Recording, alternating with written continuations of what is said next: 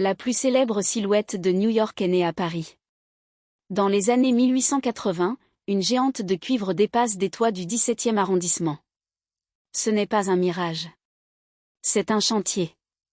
Auguste Bartholdi a conçu une statue colossale, et elle prend forme en plein Paris, dans les ateliers Gaget-Gauthier. Sa structure interne porte la signature d'un ingénieur nommé Eiffel. Oui, celui-là. Pendant des mois, les Parisiens vivent avec elle. On lève les yeux dans la rue, et la liberté dépasse des immeubles. On visite même le chantier, comme on irait voir une attraction.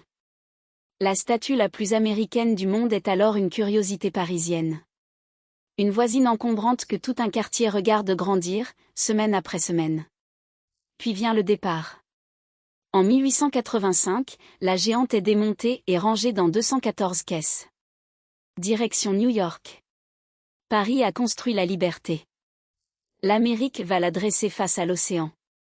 Mais Paris n'a pas tout rendu.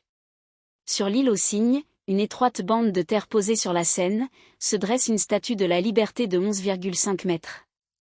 Elle a été offerte en 1889 par la communauté américaine de Paris. Un cadeau en retour, en somme, vous nous avez donné la grande, voici la petite. Depuis l'exposition de 1937, elle est tournée vers l'ouest. Vers sa grande sœur. Les deux statues se font face, séparées par un océan, alignées par le regard. Et ce n'est pas la seule. Au Jardin du Luxembourg, un modèle de la statue veille sur les promeneurs.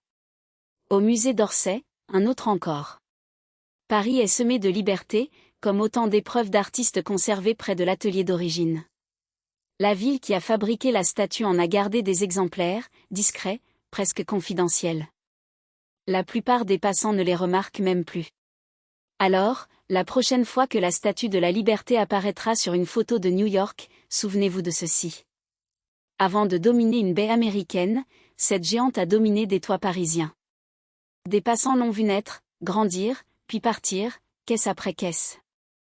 La plus célèbre New-Yorkaise du monde est une expatriée. Et sur la Seine, une petite sœur de 11,5 mètres la salue, tournée vers l'ouest, fidèle au poste depuis 1937.